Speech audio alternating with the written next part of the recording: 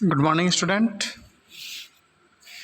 मैं डॉक्टर विजय कुमार, सहायक आचार्य EFM, राजकीय महिला महाविद्यालय Shahpura, BCom part second, Rajasthan में आर्थिक पर्यावरण।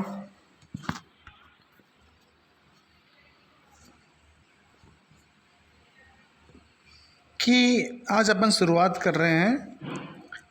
इसमें पहला चैप्टर है आर्थिक पर्यावरण, अर्थ एवं आर्थिक पर्यावरण को प्रभावित करने वाले तत्व। देखिए स्टूडेंट्स, ये कहा जाता है कि मनुष्य अपने वातावरण की उपज है। मनुष्य अपने वातावरण की उपज है। तो हमें किस ओर ध्यान आकर्षित करता है ये शब्द? ये शब्द हमें ये बता रहा है कि जो मानव जीवन है वो वातावरण से प्रभावित होता है। यहाँ पर वातावरण का तात्पर्य मानव जीवन के चारों ओर फैली हुई। देखिए मनुष्य का जो जीवन है ना, उसके वो अकेला जीवन नहीं है, उसके साथ में बहुत सारी चीज़ें फैली हुई है। जैसे भौगोलिक स्थिति है, सामाजिक स्थिति है, राजनीतिक स्थिति है, आर्थिक, सांस्कृतिक, धार्मिक, बहुत सारी स्थितियाँ हैं, परिस्थितियाँ हैं जिसमें रहकर वो मानव अपना जीवन यापन करता है और वो अपनी दिनचर्या चलाता है। ये प्रकृति एवं मानव निर्मित परिस्थितियाँ हमेशा मानव जीवन पर व्यापक प्रभाव डालती है। जब हम बात करते हैं कि आर्थिक पर्यावरण या आर्थिक वातावरण, तो आर्थिक वातावरण में धनोपार्जन मतलब धन को कमाने का तरीका, धनोपार्जन, और उपभोग यानी धन को खर्च करने का तरीका मानव जीवन के लिए, उसको हम आर्थिक वातावरण में शामिल करते हैं। मतलब क्या हुआ कि आर्थिक वातावरण में धनोपार्जन और उनके उपभोग से संबंधित गतिविधियों को हम शामिल करते हैं। आर्थिक पर्यावरण जहाँ एक और मानव जीवन की आर्थिक क्रियाओं को प्रभावित करता है, वहीं मानव की आर्थिक क्रियाओं से प्रभावित भी होता है। देखिए प्रभावित तो करता ही है वातावरण, खुद भी वो प्रभावित होता है। अतः मानव को अपने आर्थिक जीवन को सुचारू रूप से चलाने के लिए पर्यावरण के साथ सामंजस्य बैठाना पड़ता है। अब बात करते हैं कि पर्यावरण का अर्थ और परिभाषा क्या है।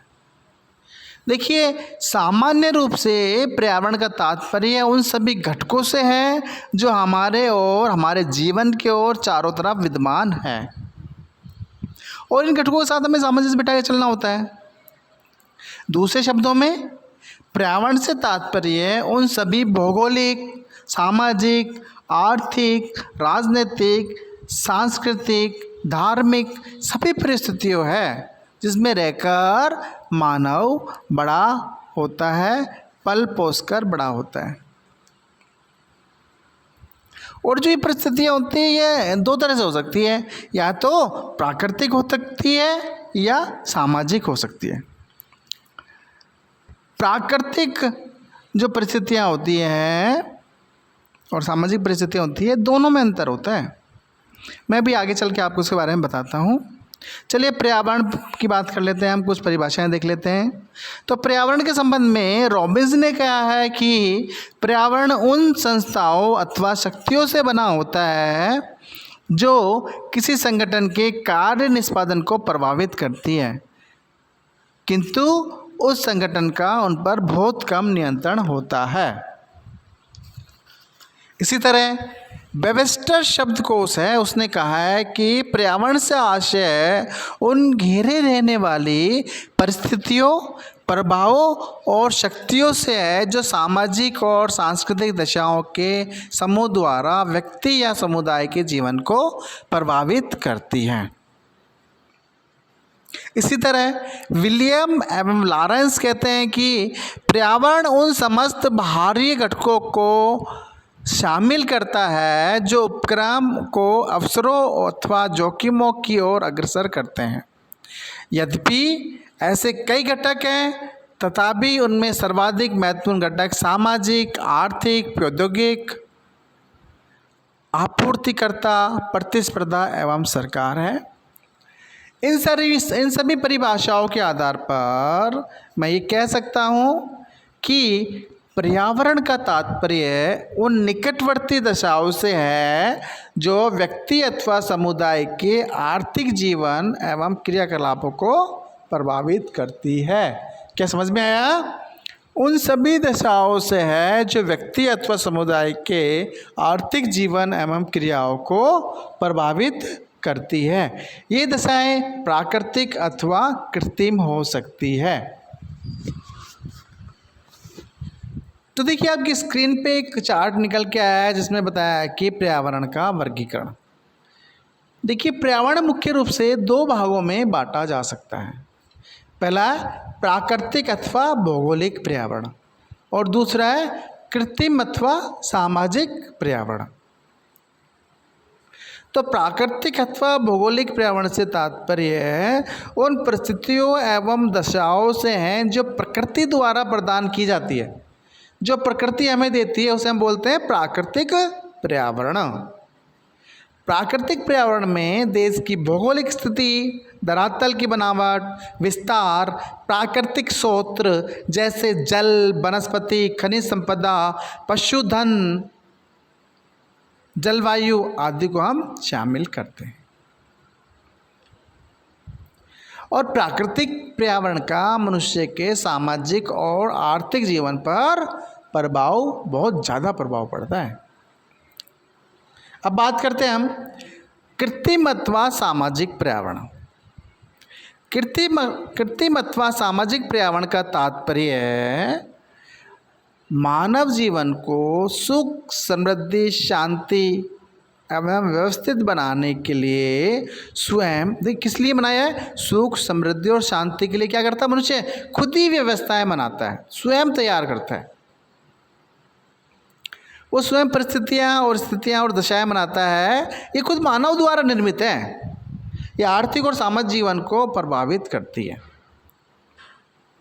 तो क्या मतलब हुआ? कृत्रिम पर्यावरण वो पर्यावरण है जो मनुष्य के द्वारा स्वयं तैयार किया जाता है। स्वयं द्वारा विभिन्न परिस्थितियां और दशाएं तैयार की जाती है। इन परिस्थितियों को हम दो भागों में बांट सकते हैं, आर्थिक परिस्थिति एवं गैर आर्थिक परिस्थिति।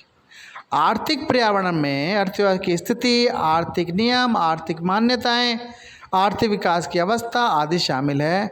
गैर आर्थिक पर्यावरण में सामाजिक नियम एवं रीति रिवाज, जनसंख्या, राजनीतिक स्थिति, शिक्षा, तकनीकी विकास, वैधानिक नियम, संस्कृति, परिस्थितियाँ आदि विषयों को हम शामिल करते हैं। आर्थिक पर्यावरण आर्थिक दशाओं के साथ साथ गैर आर्थिक क्रियाएं जैसे सामाजिक दशाएं, राजनीतिक दशाएं आदि से भी प्रभावित होता है।